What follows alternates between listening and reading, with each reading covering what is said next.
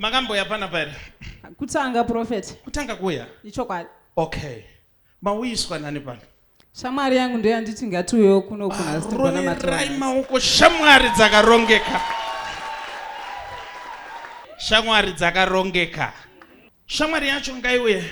Hana uzokwanisa kuuya. Aita emergency tiri pakombi. Ndobva azongondipa madirection sakati anogona kuzokwanisa kuzotevera. Okay. Aita emergency pakombi. Ndizvo zvaitika. Ma-exact words akudza atichi. Ati asikana pane message yapinda mufoni mangu rega ndimhanye kumba emergency. Kana chechi yazopera ndisati ndasvika mundifonere. Okay. Arore maoko.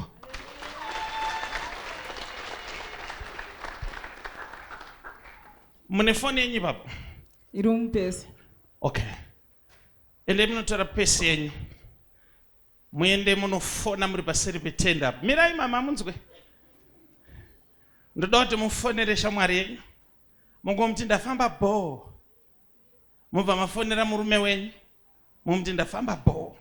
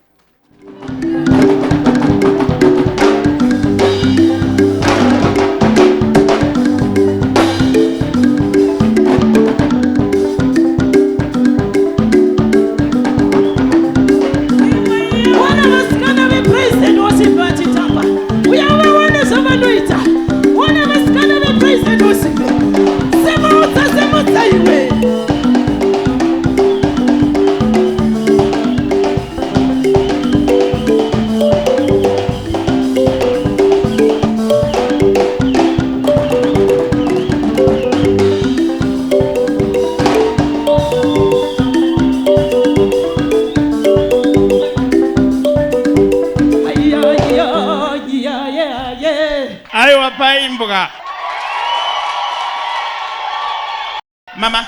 Ndafona ese mafona chaasikuita maybe network. Ari kuramba. Murume weshamwari yenyu anoita basa rei? Ndidhiraivha wemagonyeti. Izvo zvarunzi ari kupi?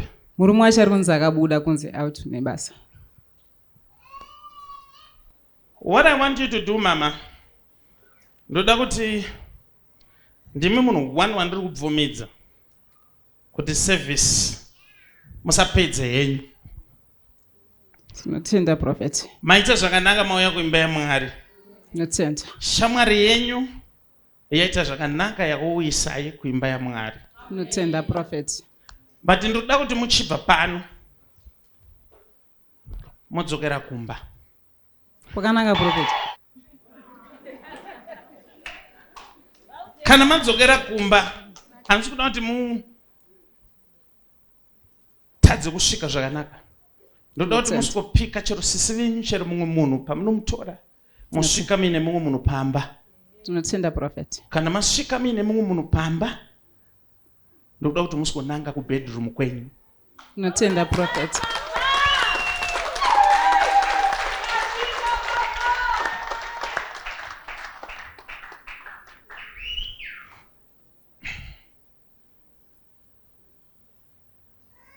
Nekuti murume wenyu kutaura kuno kwandiri kuita vese neshamwari yenyu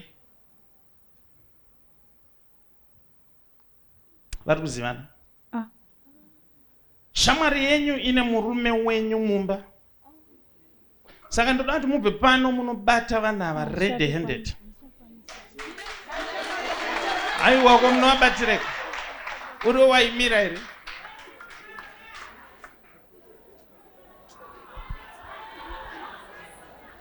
Pfuurai muchitora sisi venyu. Musazopara mhosva ikoko.